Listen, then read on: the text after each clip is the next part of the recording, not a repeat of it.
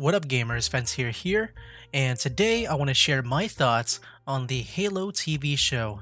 Now I will be building off my thoughts here from my first impressions video, so go watch that if you want to know my thoughts on the first 3 episodes specifically. But yeah, there will be spoilers for the entirety of the first season of the Halo TV show up ahead, so yeah, you've been warned. But to sum up my first impressions of the Halo TV show from that first impressions video, I thought the first episode started off pretty strong in the first half, but afterwards I thought it went downhill.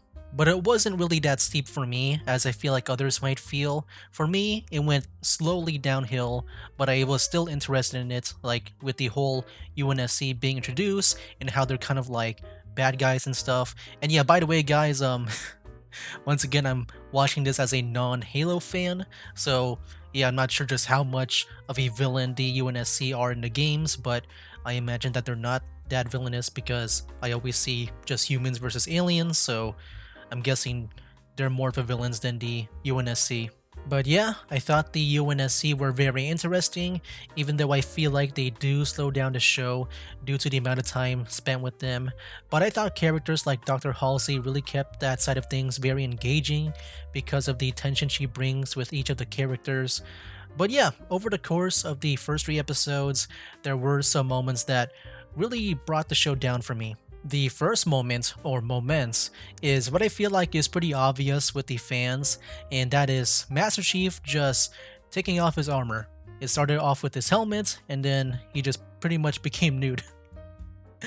And we also see him be a bit more emotional too, in which, from my memory from playing Halo 4 a decade ago, he wasn't really like this. He kept his armor on, he doesn't really show his face, and, I feel like he was more collected and calm when it comes to that. And then the second moment was when Master Chief went his separate ways with Quan Ha. He just left her to be protected by Soren. And I was worried because of this moment that she would be irrelevant because I just didn't see her looping back to the whole UNSC and Covenant storyline. Like instead, I thought they might take her to a new story on her own thing because her motives is against a guy back on Madrigal. And so yeah, I got pretty worried there because I just felt like they're gonna show things that are not really that important to the story. But to continue that thought, let's wrap up the summary of my first impressions video. Pretty much I thought the first half of the first episode started off pretty strong, but then afterwards it slowly went downhill for me, and then it just got really steep for me. I would say primarily in episode 3. So with that said, let's talk about episodes 4 to 9, in which instead of going through each episode, I'll instead go through each of the character storylines because I feel like I can express my thoughts more fluently that way. So yeah, resuming my thoughts from a minute ago, let's begin with Quan Ha's story, and man, my fears and worries were correct. She is pretty much irrelevant to the story. So irrelevant that if you just take all of her parts out of the story, like after episode 3, like you're not really missing out on anything. Now, I could be wrong on that. The thing is, the show did not give me a good reason to really care about her character, man, because it just doesn't feel like it's related to the whole UNSC and Covenant storyline. Instead, like I said, it just feels like its own show and own story. And so because of that, I gotta give her story and character a big fat F. Yeah. The only thing that I feel like is really good about her story is Soren, because I kind of saw him like an ex NCR Ranger from like Fallout New Vegas, because yeah, he is an ex Spartan, he's got this coat around him too, and so yeah, he just seems really cool to me. But other than that, Quan Ha's story, big fat F. So yeah, moving on to other relevant storylines, we got the UNSC and the Covenant. Now let's start with the Covenant because I feel like I can just go over them pretty fast. Now with the Covenant, I feel like they're pretty straightforward. They're just using Makee for their own agenda, and yeah, that just carries on to the whole UNSC storyline. So with the UNSC, I thought their storyline was at least good, nothing really spectacular or amazing, but I thought it was good enough for me to continue watching the show to keep me engaged. Once again, with characters like Dr. Halsey, she really kept the tension going with her character and motives. Yeah, I mean, I would say that Dr. Halsey is probably my favorite character in the show just because I do have a bias towards villains who think they're doing good, but the way they're executing it is pretty horrible. But yeah, I just really like her character, man. But the slow pacing issue I had from my first impressions does carry on still with the UNSC storyline. Like, even though I feel like it's at least good, I know it can be just a lot better and maybe try to be a bit more to like what the games were. So here's the thing, even though I only played Halo 4 a decade ago and that was like the only main Halo game I played, I feel like I can still like know like what feels like from the video games and what doesn't really belong. Like, even though my memories of playing Halo 4's campaign is really foggy in my mind right now, the most that I feel like I can remember is that it feels like just like any other first person shooter campaign, like with Call of Duty or Battlefield. Like, it's very linear and there's always action. It feels like a military war story. Whereas in the show, man, they spend a lot of time in like with the UNSC just talking to each other. There really isn't a lot of action, man. Like, if I were to like kind of transfer like their story into the game, like there's really only 3 missions I would say in the in the Halo TV show, and everything else is just a really long cutscene. And I do feel like for a show like this, it is important to have more action than talking because the show is an adaptation to the video games, in which that is what the franchise started out with. It became popular as a video game, and that's where most of the fans are from. And I feel like when you try to change up the story structure, in which, to be honest, man, this show just feels like they're trying to copy the success of Game of Thrones. In which, yeah, that's not what Halo really is. And I feel like when you do that, you're going to alienate and divide the audience, man.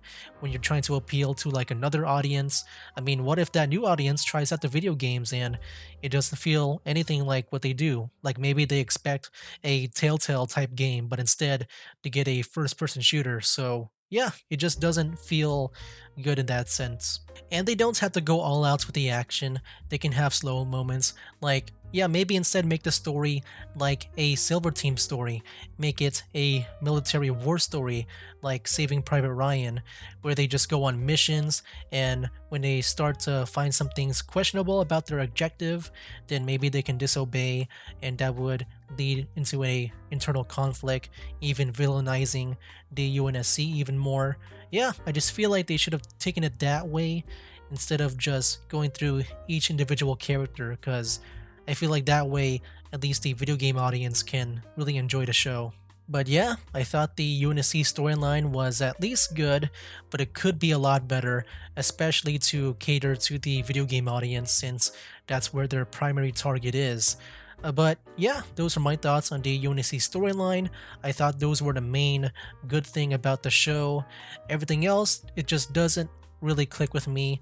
And I guess, the last thing that doesn't really click with me, other than like Quan Ha's story and all that stuff, is Master Chief. Now, for me, I didn't really mind like Master Chief taking off his helmet a couple of times, but man, he does it a lot. And it just feels really weird and uncanny because I always see his helmet as his face and not really much of like the human face. It feels really off to me just seeing him being very armorless and helmetless. Like, it just doesn't really feel like him. And then he becomes nude, and then he makes love, and then he just expresses a lot of his emotions. Yeah, I mean, just a lot of these things I don't feel like would happen in the games, man, because I don't know why. I always saw Master Chief, even with my limited knowledge, as more of a soldier that fights for his cause, for the cause of whatever he believes in.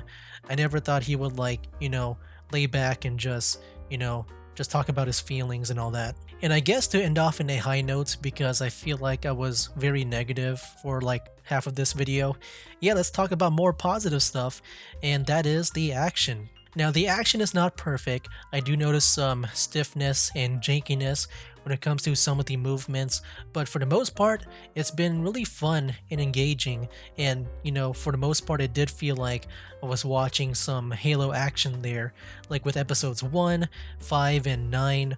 Like, I just really liked the action there, man. Like, I wish we saw more of them, but unfortunately, that is like maybe one third of the whole show right there. And I do think there are some inspiration for the action from the video games. Like, I remember this one scene in episode 5 where an alien jumped onto a warthog that is driven by a marine, and he just knocks the marine out of the vehicle and he assumes the driver's seat of the warthog. And then Master Chief was on the warthog and he just knocks out the alien from the driver's seat and he would be the one driving. And yeah, I feel like that was a mechanic from the games, right? I feel like that was a mechanic.